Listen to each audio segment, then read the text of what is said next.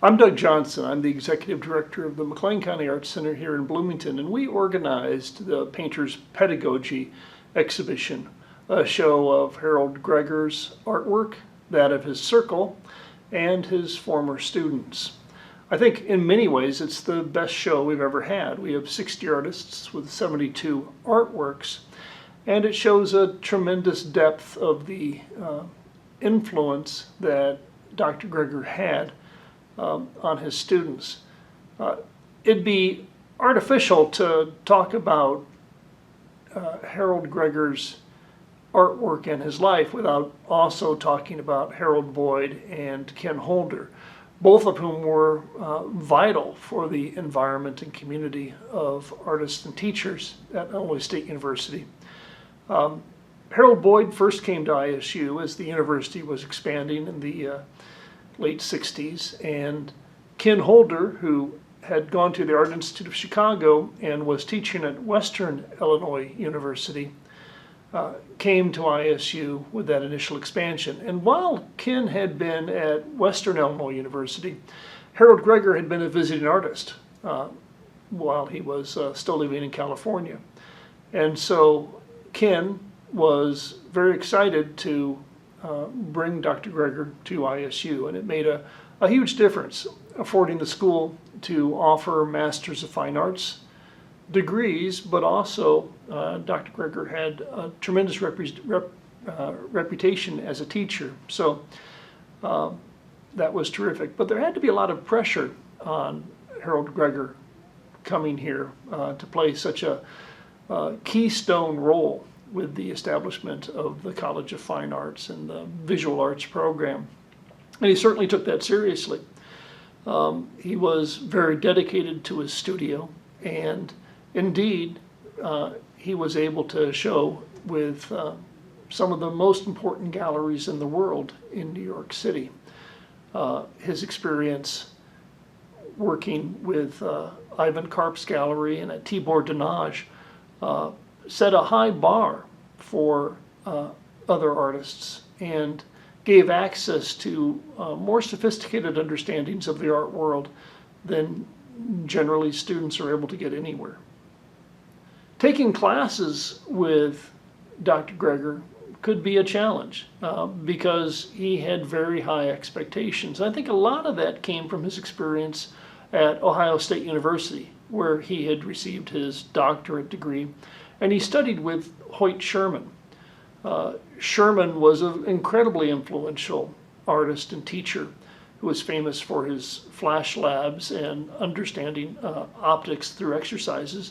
But Sherman was an old school academic, and indeed, in many ways, Dr. Harold Greger was too. He had a bearing about him that announced his presence with quiet authority.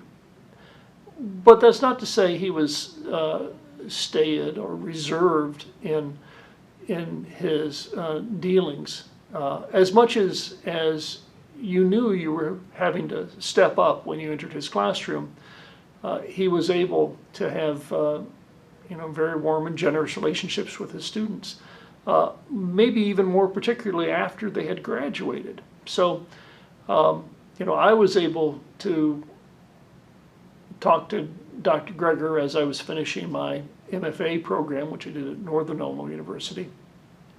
And he gave me terrific advice that helped me establish myself with Chicago galleries and gave me understandings of what those relationships were and how to foster my own success. And that went a long, long way. But he was also willing to share the things that he had done which hadn't been successful. He'd done a lot of experimentation. He had tried working in different fields and knew what was workable and what was not. And I think his willingness to share his failures as well as his successes allowed us to have a greater understanding of both art making and the man.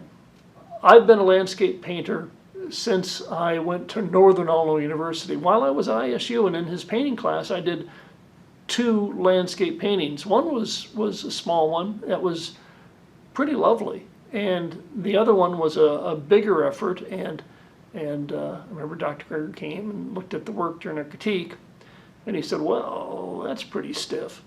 And he was right. It was. I didn't have the sort of facile brushwork or fluidity or understanding of light that takes years to develop. But as a result of that, and wanting to make sure that I was on the right track, I avoided landscape for the rest of my time at ISU. It was only after I moved away that I recognized how valuable it was for me as a genre and how connected to it I was. Dr. Greger shared a great deal about history, a great deal about technique, but maybe more importantly, he shared a great deal about what professional practice meant. And if we look at this show of all of these 60 artists, we'll find that they aren't through lines where students are mimicking his style or ideas, and he didn't view graduate students as a resource to fill back up his toolbox, but instead, I think when we look at this body of work, we see students that have absorbed those understandings of professionalism and practice and color theory and discipline, and it makes it a real pleasure to show here.